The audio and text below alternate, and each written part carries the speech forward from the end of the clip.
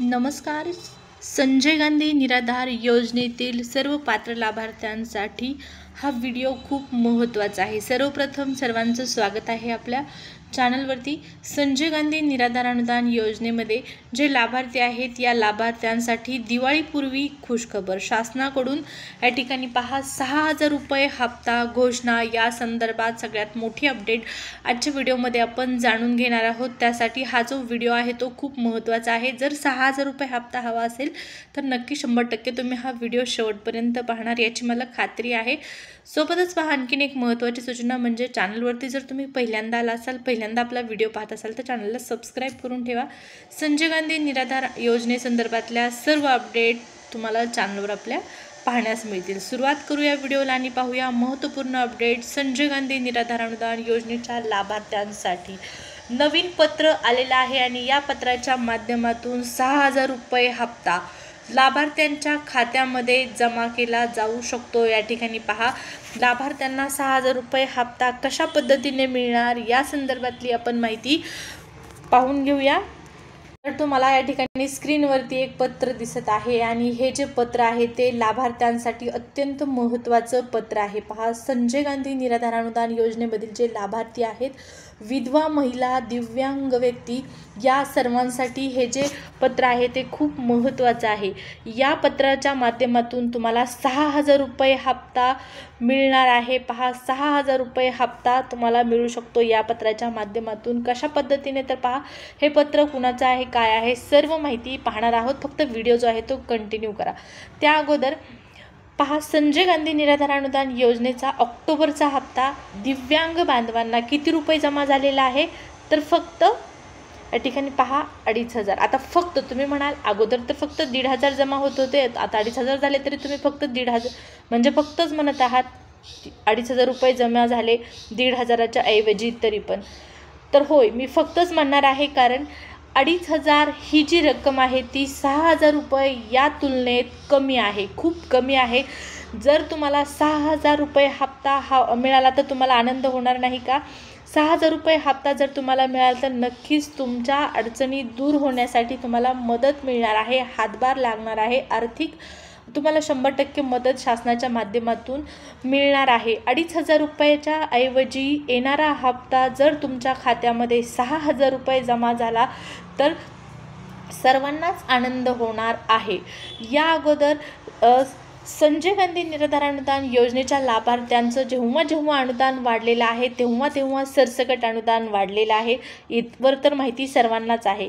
परंतु पहा काही दिवसापूर्वी जे बच्चू कडू आहेत, संजय गांधी निराधार अनुदान योजनेचे जे लाभार्थी आहेत त्यांच्यासाठी माणूस रूपात जो देव आहे असं आपण म्हणू शकतो बच्चू कडू यांना. होय बरोबर आहे, कारण पहा बच्चू कडू यांच्या माध्यमातून जे निराधार बांधव आहेत त्यांच्यासाठी वारंवार लढा जो आहे तो उभारला जात आहे आणि असाच एक लढा पुन्हा एकदा बच्चू कडू यांच्या माध्यमातून लढण्यात येत आहे. 28 ऑक्टोबरला नागपूर या ठिकाणी मी तुम्हाला सकाळच्या व्हिडिओमध्ये माहिती देखील दिलेली आहे. आता हे पत्रही खूप महत्त्वाचं आहे. पहा या पत्राच्या माध्यमातून तीच मागणी पुन्हा एकदा करण्यात आलेली आहे. काय मागणी तर तुम्ही सकाळचा व्हिडिओ आपला पाहिला आहे की नाही हे अगोदर कमेंट करून सांगायचं आहे. पहा 6,000 रुपये हप्ता तुम्हाला मिळू शकतो. होय बरोबर आहे. या अगोदर संजय गांधी निराधार अनुदान योजनेचं 15 सप्टेंबरला जो शासन निर्णय आला, या 15 सप्टेंबरच्या शासन निर्णयानुसार 2,500 रुपये हप्ता लागू झालेला आहे ऑक्टोबर महिन्यापासून. पण ह्या हप्ता का जमा झाला त्याच्या मागची पार्श्वभूमी काय आहे तर पहा संजय गांधी निराधार अनुदान योजनेतील जे लाभार्थी आहेत यांच्यासाठी बच्चू कडू यांच्या माध्यमातून रायगड या ठिकाणी 3 दिवसाचं उपोषण जे आहे किंवा जो मोर्चा आहे तो काढण्यात आलेला होता. त्याचबरोबर पुन्हा एकदा 7 दिवसाचा मोर्चा काढण्यात आला आणि त्यांच्या ज्या मागण्या होत्या की दिव्यांग व्यक्ती जे आहेत त्यांना 6,000 रुपये, विधवा महिला यांना 6,000 रुपये हप्ता देण्यात यावा. ज्यावेळेस पहिल्यांदा बच्चू कडू यांना 3 दिवसाचं उपोषण सुरू केलं, 3 दिवसाचा मोर्चा काढला, त्यावेळेस सरकारने त्यांची दखल घेत या ठिकाणी पहा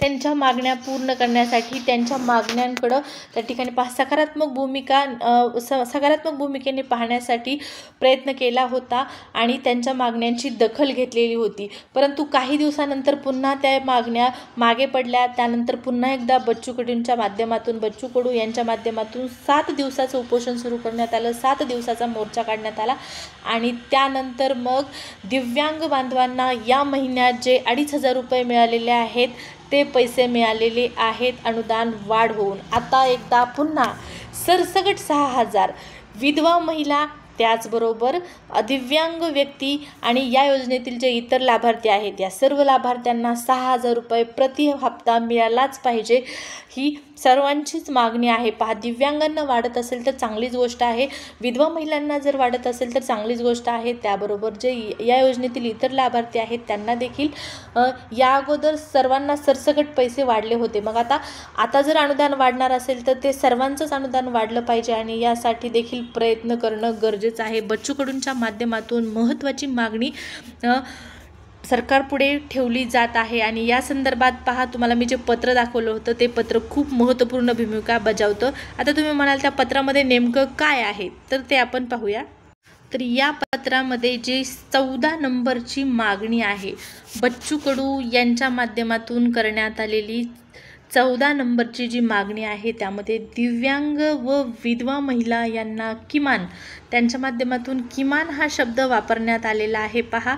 कमीत कमी जो हप्ता आहे 6,000 रुपये एवढं मानधन द्या, अशा प्रकारची मागणी केली जात आहे।